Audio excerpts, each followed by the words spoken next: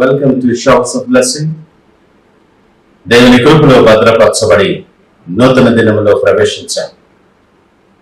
ఈనాటి దేవుని వాగ్దానం, నీవు నడవవలసిన త్రోవను నిన్ను నడిపించుదను. He leads you in the way you should go. యెషయా గ్రంథం 48వ అధ్యాయం 17వ వచనం. Praise God.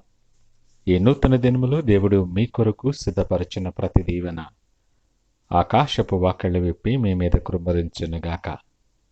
మరి ఒక నూతన దినాన్ని ఆరంభిస్తున్న నేపథ్యంలో ప్రేమ కలిగిన వాగ్దానము ద్వారా దేవుడు మనల్ని దర్శిస్తూ ఉన్నాడు.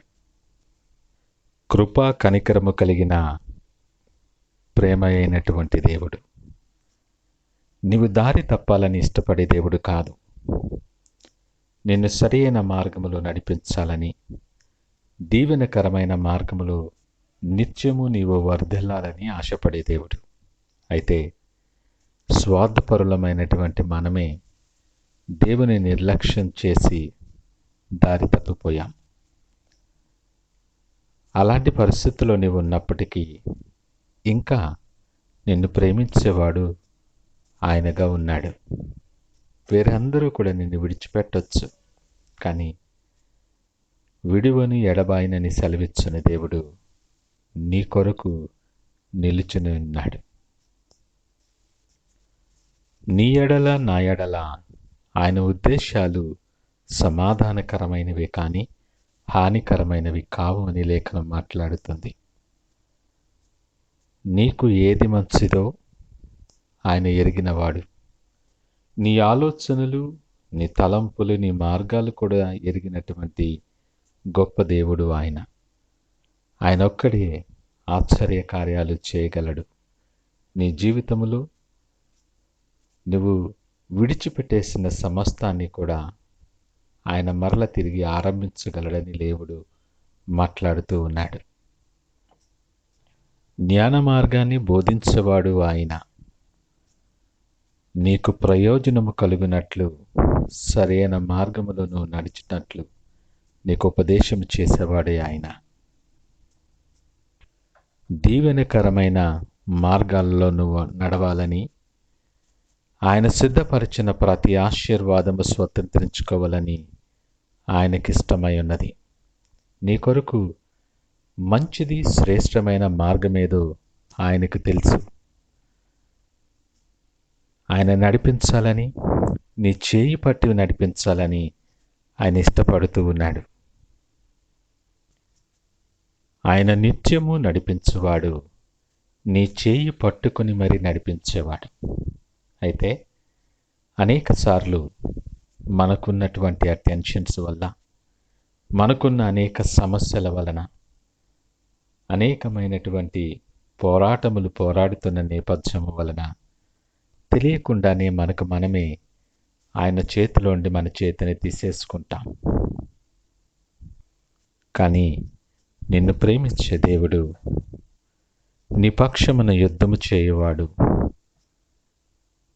నీతో నిలుచుండి నీ శత్రువుతో యుద్ధము చేసి నీకు సమాధానం అనుగ్రహించువాడు ఆయన. నీ కొరకు ఆయన సిద్ధపరిచిన మార్గం చాలా క్షేమకరమని గ్రహించాలి.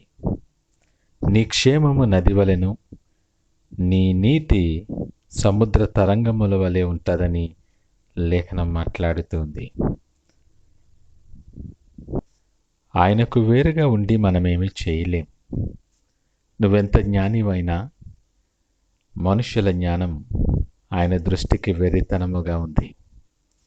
సర్వోన్నతుడైనటువంటి దేవుడు, మహాజ్ఞాని అయినటువంటి దేవుడు ఈ ఉదయకాలము నీతో మాట్లాడుతున్నాడు.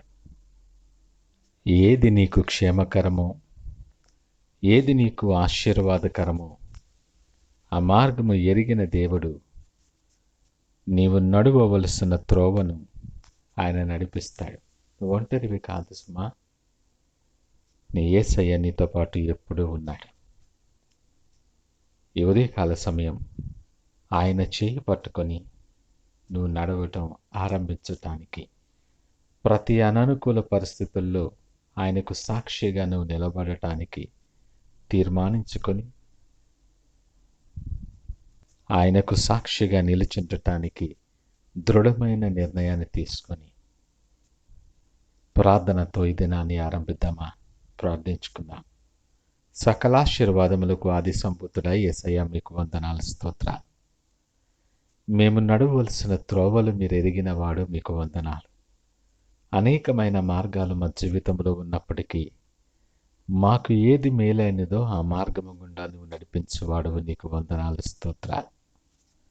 ఏ పరిస్థితుల్లో కూడా మేము అది తప్పిపోకుండా నిన్ను ఎరిగిన వారముగా విశ్వాసముతో నిన్ను హత్తుకుని జీవించే కృప మాకు అనుగ్రహించి మీరే మహిమ ఘనత ప్రభావాలు పొందమని యేసు పరిశుద్ధ నామమున స్తుతించి ప్రార్థించి వేడుకొనుచున్నాము తండ్రి. ఆమేన్. God bless you.